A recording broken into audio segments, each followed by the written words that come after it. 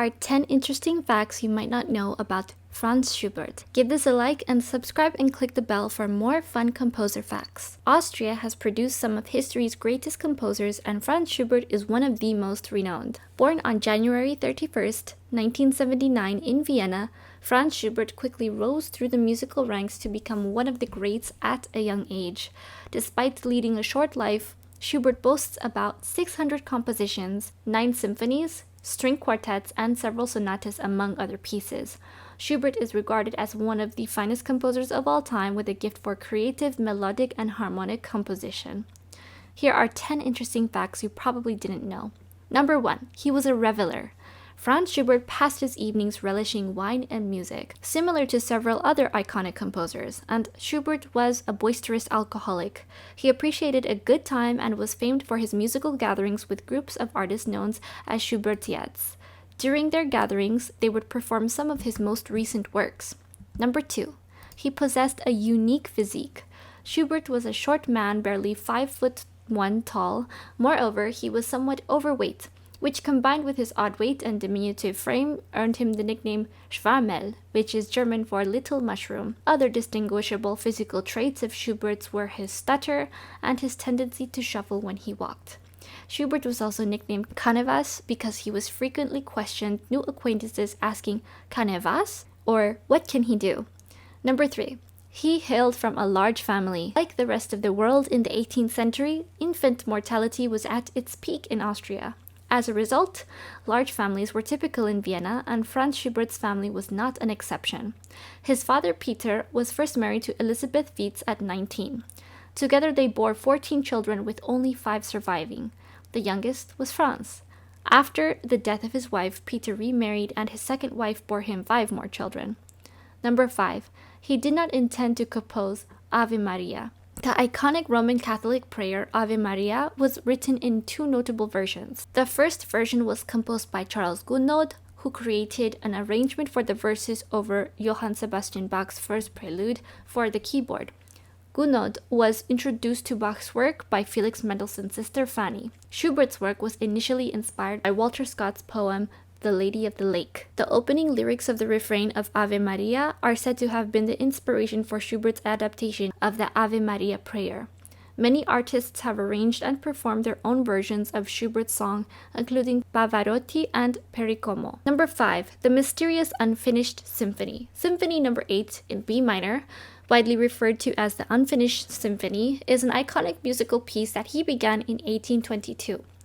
However, the piece was abandoned after just 2 movements, even though he would not pass away for 6 more years. The Unfinished Symphony was discovered just over 3 decades after Schubert's demise, when an older man alleged that Schubert had sent a manuscript to him about 4 decades earlier. Some music lovers and critics believe the missing bit of the symphony is the entr'acte from Rosamunde, a play by Helmina von Chezet that features Schubert's music. Number 6. As the tree, so the fruit. Schubert's father, Peter, a teacher, was an amateur cellist who laid the foundation for his son's musical journey, teaching him the fundamentals of music. Like any passionate father, he expected his son Franz to follow in his musical footsteps and become a teacher. However, Franz quickly outperformed all his musical mentors, from his father to his elder brother and the town choir master. At just 7 years old, Antonio Salieri, one of the notable composers from the Romantic era, scouted the young talent and whisked him off to the Imperial Seminary. At the seminary, Schubert was taught music theory, sang in choir, and played the violin in the orchestra. Schubert did finally work as a teacher for 3 years, just as his father had wished. Number 7. He was part of the Vienna Boys Choir. Schubert certainly had an undeniable enthusiasm for music. Antonio Salieri, his musical trainer, pushed him to audition for the Vienna Boys Choir, which he did and was accepted.